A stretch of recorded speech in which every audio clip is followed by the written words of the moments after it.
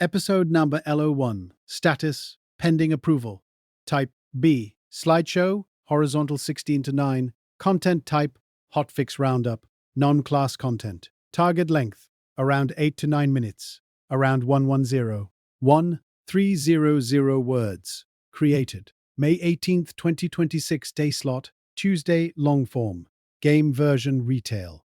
Midnight patch 12.0.5. Hook. The reset is coming. Here's what changed beyond the class tuning. Rehook, 30%. But the raid changes are where things get interesting. Rehook, 60%.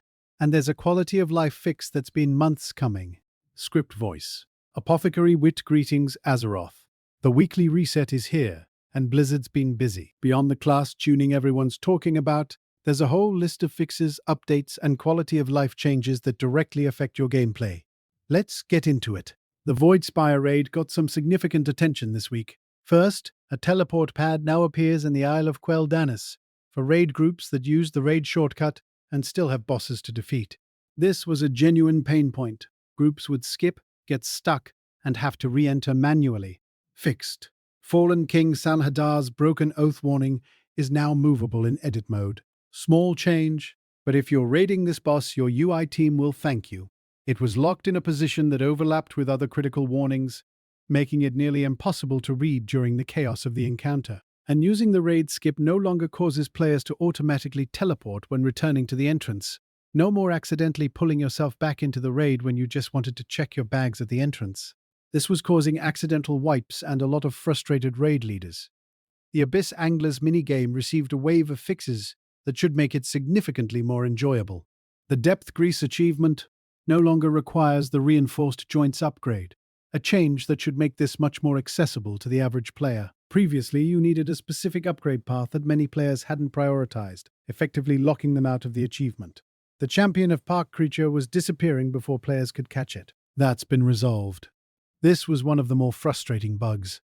You track it down, prepare your gear, and then poof, gone, like a fish that knows it's being filmed. Kabub the Capybara will now join your Abyss Anglers dives once you've earned the Certified Depth Diver achievement.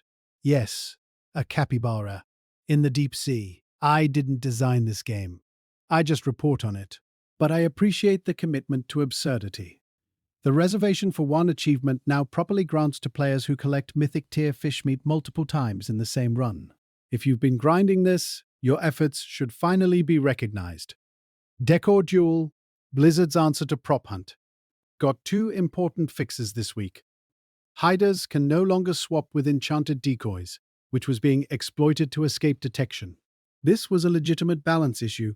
Players found they could essentially teleport away from Seekers by swapping at the last second, making the game nearly unwinnable for the Seeking team. The Enchanted Hourglass now has a progress bar, and its timer is better aligned with the toy's duration. No more guessing whether you've got 3 seconds or 30. The previous version had a timer that didn't match the actual toy duration, leading to confusion and premature reveals. And Seekers can no longer be blocked from the waiting room by stacking traps, because apparently that was a thing people were doing. Creative? Yes. Frustrating for everyone else? Absolutely. The fix ensures that the waiting room remains accessible regardless of trap placement. Housing got a critical fix this week. Players can again place non-default flooring, leave their house, and return to find the flooring exactly where they placed it. This bug was causing genuine frustration for decorators who spent hours on their interiors. Imagine laying down custom hardwood, stepping out for a moment, and coming back to bare concrete. That's what players were dealing with. The neighborhood weekly quest, Lost Animals, is now properly available to players who completed it previously. Repeatable, as intended. Some players found this quest simply vanished from their quest log after the first completion, cutting off a reliable source of neighborhood reputation. Midnight World quests now correctly award increased reputation while Sign of the Emissary is active. If you've been doing world quests without the bonus, you've been leaving reputation on the table. This was a silent bug. No error message, no warning, just missing reputation. And a rare DirectX 11 graphical corruption bug that could cause zone-wide visual glitches has been fixed. If your game looked like someone spilled void energy on your monitor, that should be resolved now. Several quest fixes went in this week.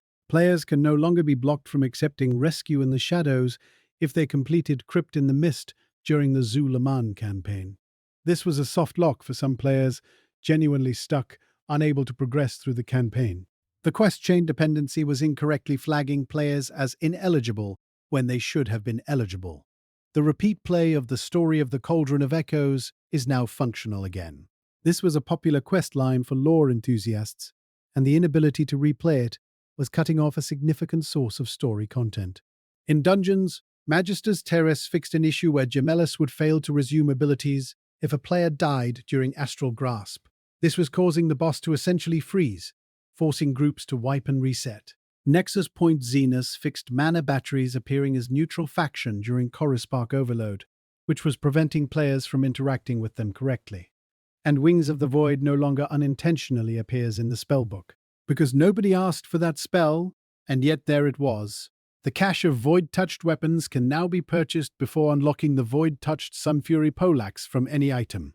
This was blocking players from accessing the cache until they got a specific drop. A catch-22 that's now resolved. Players were essentially locked out of the cache system until RNG decided to cooperate. Cosmic Hunters Glaive and Fangs of the Invader now correctly have intellect for Devourer Demon Hunters. If you're a caster DH, and these dropped with the wrong stats, that's been corrected. This was a data mining error that slipped through to live. Cooking fixed an issue where Hearty Well-Fed was being refreshed by standard well-fed foods. Your fancy feast buff won't get overwritten by a basic bread roll anymore. This was particularly frustrating for raiders who stacked high-tier food buffs only to have them accidentally downgraded. That's the full non-class breakdown for this week's reset. The Void Spire is more accessible, Abyss Anglers is actually completable, and your housing won't spontaneously combust. Subscribe for daily Warcraft intel. The next videos cover every class change you need to know about, starting with melee, then casters, then healers. Until next time, Azeroth, stay sharp, stay volatile.